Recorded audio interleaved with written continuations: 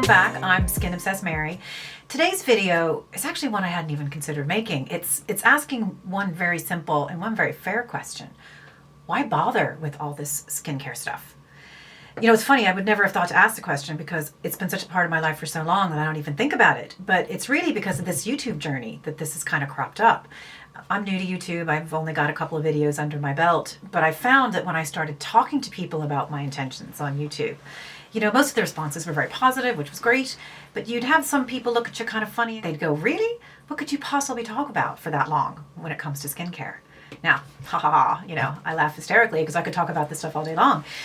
But it did make me stop and think, you know, why do I do this? Why do I care so much? And when did it start? Everybody's journey is really different.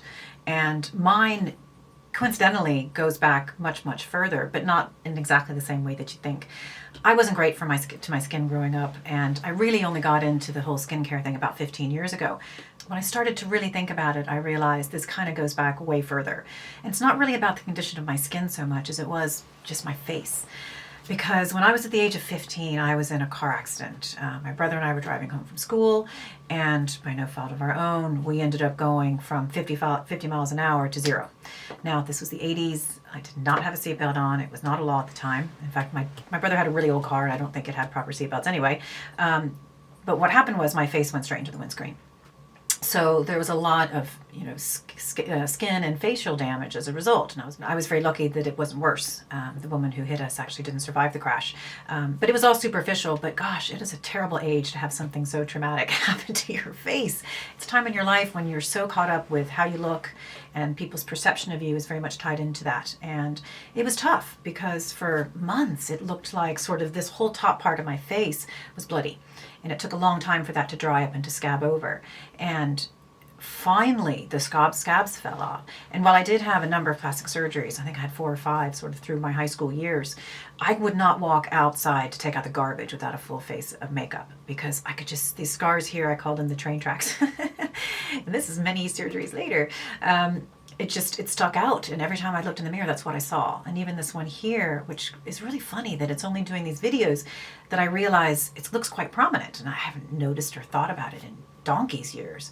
But I kind of got this little hair lip, you know, from the accident itself, that the doctors had to like snip the nerve in order to drop it. But these were things that completely consumed me for years. So it was makeup, covered up. So I didn't really get to see my skin because I had so much crap on, you know, on top of it. And then fast forward a couple years, I moved to California for college, and I don't know, hippie state, I went completely without makeup for years. I kind of swung from one to the other. I don't know, maybe I just kind of let it go for a while, but I oscillated back and forth over the years between tons of makeup and no makeup at all. And somewhere around, I guess, the 30s, I started to just kind of realize I don't really like makeup all that much. To me, it was a tool to cover everything up. And I didn't really want to do that. I wear makeup. I wear it most days. I just try not to wear too much of it. I try to let my skin show through. And that's when I realized I wanted to start really taking care of my skin because I wanted to see more of me and less of the stuff that I put on my face. So that's really why I got into the skincare thing. And I started looking more into the sort of the functionality of all of it. What is our skin here to do? Our skin is an organ, and like all other organs, we should try to take care of it. So the same way that I eat well and I exercise to protect my heart, I drink tons of water to keep me hydrated because that helps with liver and kidney functions. I don't smoke, so my lungs love me. These are all things that I think it's important. And essentially our skin is there as our first line of defense against everything, you know, the millions and billions of pathogens out there that can get into our system and cause infection. So its job there is to protect us from all of these things. So why wouldn't you take care of it like you would every other organ in your body?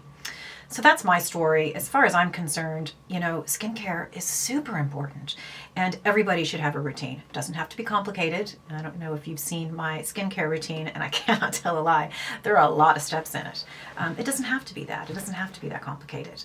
Just do a few things to take care of your skin every day and you will thank yourself, because what you do now impacts what your skin is like in 10 years, in 20, and 30 years. And you can do preventative stuff a heck of a lot easier than trying to cure it on the other end. So answering the question, yeah, it's worth the bother. If you're not doing it, do it. I'd say if you found this video, you have an interest anyway, because there are thousands and thousands of videos out there on YouTube about skincare.